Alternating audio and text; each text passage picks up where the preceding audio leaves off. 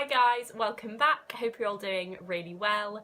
Today, as you can probably tell, we are in a different location once again, and that is because I am currently filming in my boyfriend Cameron's house. I'm going to be staying at his house for a few weeks because his uni house rent lasts longer than my uni house rent does. So I'm all moved out of my house now and I'm here for the next month. So this is what you're going to be seeing for the next few videos. These are some of his books. So recently I've been feeling like I wanted to film a kind of halfway through the year book review kind of video to kind of catch you guys up on how I've been feeling about my reading in the first half of this year and some of my favourite things I've read so far and all that kind of stuff. And then I saw this mid-year check-in tag over on Dane's channel, over at Dane Reads, and I thought, I'll just do that. This tag is really great. It has really great questions that are really interesting. I'd love to know loads of different people's answers to these questions. And it basically does all the hard work for me. So I'm just going to film this for you today. I was tagged by Dane, who was a co-creator of this tag, so I'll tag the two original creators' videos down below. And let's just get into it. So the first question is, how many books have you read so far this year? I have read 36 books so far this year, which is pretty good going, I think. Question 2 is, what is your favourite book so far this year? So my answer for this question is, without a doubt, Howard's End by E.M. Forster. Before I read this book this year, I already loved E.M. Forster as an author. I read and loved his book, A Room with a View, a year or two ago, and so I had really high expectations when I went into Howard's End, but it just completely blew those expectations out of the water. It just surpassed them all by a mile. So this novel takes place in the early 1900s in London and follows primarily the Schlegel sisters, who come from a quite well-off upper middle class family that is very idealistic and philosophical and into their arts. And we get to see the Schlegel sisters as they meet two different families. So they meet the Wilcoxes, who are also upper middle class, but are very wealthy and capitalist. And then they also get to meet Leonard Bast, who represents the lower classes and is more of a downtrodden worker, and we get to see all the interactions that these different families have and basically what happens from when they meet. This novel just had everything that I wanted it to have. It has fascinating, complex characters, it has beautiful writing, it's very social commentary heavy, it's just emotional and tender and humorous.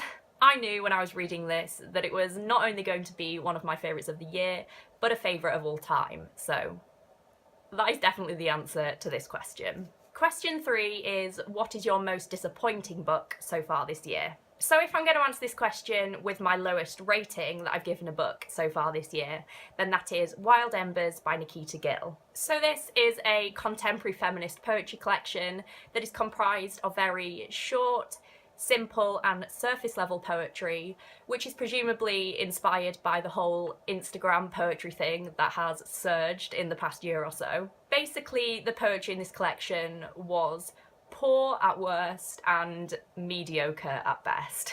Although I rated this collection the lowest that I've rated anything so far this year, and of course that is disappointing in itself, I wouldn't actually say this was the most disappointing thing I've read so far this year, because I didn't really have massively high expectations going into it after flicking through and seeing that the poetry wasn't really what I was hoping for. I'd say my most disappointing read so far this year was probably A Boy in Winter by Rachel Seifert. This is a World War II novel set in Ukraine, and it focuses in on the 3 days following the SS invasion. So I buddy read this novel with my friends Laura and Renee because it was longlisted for the Women's Prize for Fiction this year, and I was super excited for it because I usually get on with the Women's Prize really, really well. And I think it's fair to say that we were all very, very disappointed. None of us felt emotionally connected to the characters. We didn't feel like we got a sense of Ukraine as a place or a particular Ukrainian insight, which we were all really hoping for. The writing was pretty meh, pretty disappointing. Question 4 is, what genre have you read most of this year? Unsurprisingly, I have read most literary fiction this year, but I've also read quite a bit of general fiction and quite a few poetry collections as well, which I'm very happy with myself about. Question 5 is, name a favourite newly discovered author. So I've actually got a few, which is pretty exciting. The first one is Ali Smith. I was way overdue reading an Ali Smith novel. I knew that I'd absolutely love her. And so me and my friend Jason over at Chapter and Verse decided to buddy read our first Ali Smiths together. We read How to Be Both, and I did indeed really enjoy it, and I'm excited to read more of her work in the future. The next author that I've discovered recently, which I absolutely love, is Celeste Ng. I've actually read both of her novels this year and absolutely love them both. I actually read Little Fires Everywhere first and loved it so much that I went out and bought Everything I Never Told You straight away. Celeste Ng writes really accessible literary fiction novels that explore themes of relationships and identity. They're very family and character focused, which I absolutely love, and I'll definitely be reading anything that she brings out in the future. And another author that I read for the first time this year, who I absolutely love now, is Maya Angelou. I read her poetry collection, And Still I Rise, and I'm super excited to read her memoirs now. I do own I Know Why the Caged Bird Sings, and hopefully I'll be getting to it really soon. Question 6 is, name the most surprisingly good book you've read. I think my answer for this question is going to be Moon Tiger by Penelope Lively, which I finished really recently. This book is a modern classic that won the Man Booker Prize in the 1970s and is currently up to win the special Man Booker 50 prize, and so I knew it was going to be good, but I wasn't expecting to love it quite as much as I did. This novel's protagonist is an elderly woman called Claudia, who is a famous writer, and when we meet her, she is nearing the end of her life, lying in hospital, and she decides to write a history of the world, and in so doing tells us all about her life in a kind of mismatched way. So we basically end up getting a full picture of her life and lots of different things that she did and lots of different people that she met. I was just absolutely blown away by this novel. I thought it was so beautiful. It managed to be really simple but rich at the same time, and I just thought it was executed wonderfully. I absolutely flew through it, and I was quite pleasantly surprised. I will be talking about this book in more detail in my next recent reads video, so if you're interested in it at all, then just keep your eye out for that. Question 7 is, name your favourite and most anticipated 2018 releases. So my favourite 2018 release so far, without a doubt, is Don't Call Us Dead by Danez Smith.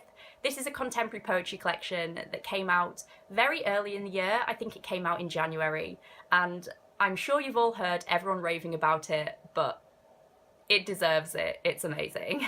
So the poems in this collection talk about some of the experiences of a gay black man living in America today. Honestly, I think that everyone should read this poetry collection. It is so important and beautiful and emotional, and you can really sympathise with Danez Smith. It's absolutely phenomenal, and everyone should go out and read it right now. And my most anticipated 2018 release that is still to come out is 100% the To Kill a Mockingbird graphic novel. So I don't think I've heard anybody on BookTube mention this. I just saw it written somewhere and I did a bit of research, and the To Kill a Mockingbird graphic novel is a thing, I'm pretty sure. I'm pretty sure it's meant to come out in October, and that makes me so terrified and exciting all at the same time. If you didn't know, To Kill a Mockingbird is my favourite novel of all time, so it coming out in graphic novel form is pretty huge. We'll see how it goes. Question 8 is, what is your next big priority for your reading? So my priority for my reading at the moment is reading Man Booker winners, because I am going to the Man Booker 50 Festival in London in about a week or two now, at the beginning of July, which I'm super excited for. I get to see lots of Man Booker authors talk, and so of course I want to read as many books by the people I'm going to see talk as I can. So that's currently what I'm working on, and that will still be my priority for the next couple of weeks. But my priority after that will probably be just to read up a lot of the books that I already own. I've got so many good books at the moment on my shelves that are both new and books that I've wanted to read for years, and so I definitely just want to prioritise getting through those. I'm really excited for them, and quite a lot of them have good diverse representation in them as well, I've heard, which is kind of a priority in my reading in itself. So hopefully I can stick to that and not buy too many books.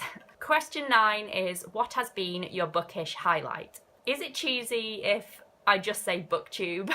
I started my booktube channel last November, so it's only really been this year that it started to get off the ground, and since then I've met and spoke to so many lovely people. Honestly, I didn't know that reading could be even more fun than I already found it, but booktube has proved that it can. I just love booktube. And the final question is, who do you tag? So, as per usual, I'm going to tag a bunch of people to do this video, and today I'm going to tag Jason from Chapter and Verse, Renee from Renee Pierre, Laura from Paperback Winter, Ashley from A Frolic Through Fiction, Emma from Emma Reads, Beth from Beth Chats Books, and Tom from TJ Reads the Stars. Obviously, I have way more booktube friends that I'd like to tag to do this, but I can't mention everyone every time. So if you want to do this tag, the questions are really good, I wouldn't blame you, then consider yourself tagged by me. So those are all the questions in this tag. This was so much fun to film. It's kind of satisfying to have a kind of check-in and to kind of wrap up where I'm at with my reading. I really hope you enjoyed watching and hearing about where I'm up to with my reading. I'd love to know how you're doing with your reading so far this year and what your favourite book has been so far. Please let me know down below in the comments. I would love to know. So thank you so much for watching, everyone. I really do appreciate it. I hope you're enjoying the lovely sun that we're getting at the moment in the UK. If you're in the UK, we are having a heat wave and it's very, very warm. Bye for now, guys, and hopefully I'll see you all next week with my next video. Bye.